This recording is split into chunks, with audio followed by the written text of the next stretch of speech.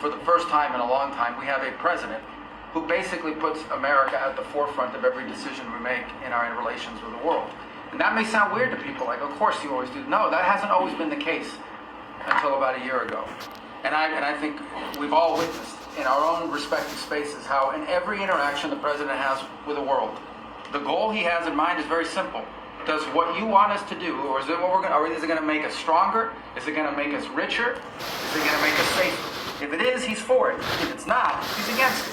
If something's going to make America weaker or poorer or less safe, the president's going to be against it. And every single thing he has done in our foreign policy has been driven by the American people in mind. And I can go down the list. Why has he focused on mass migration? It's very simple, because no country is safe if you can just walk in without us knowing who you are into your country. We've seen the destruction that that's wreaking, not just in our own country, but the impact that it's having in Europe and in many other parts of the world. You talk about trade deals and the trade situations it's been involved in. People, all this reporting on it. It's very simple.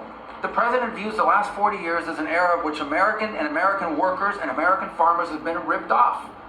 They've been ripped off, and what he's saying is we want to have a trade with the world, but it has to be a trade in which American businesses and American workers and the products they make and what American farmers grow and produce has a fair shot to be sold around the world.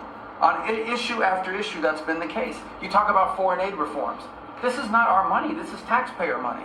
When the president has said we're going to do foreign aid, but we're going to do foreign aid for countries that are aligned with the United States and in a way that doesn't waste the taxpayers' money.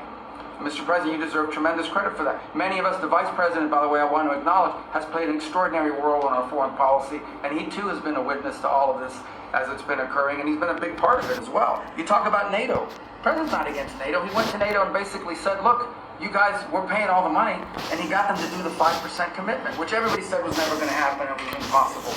Everything this president does is driven by the American people. Whether you don't have to agree with the actual move, but understand the motivation.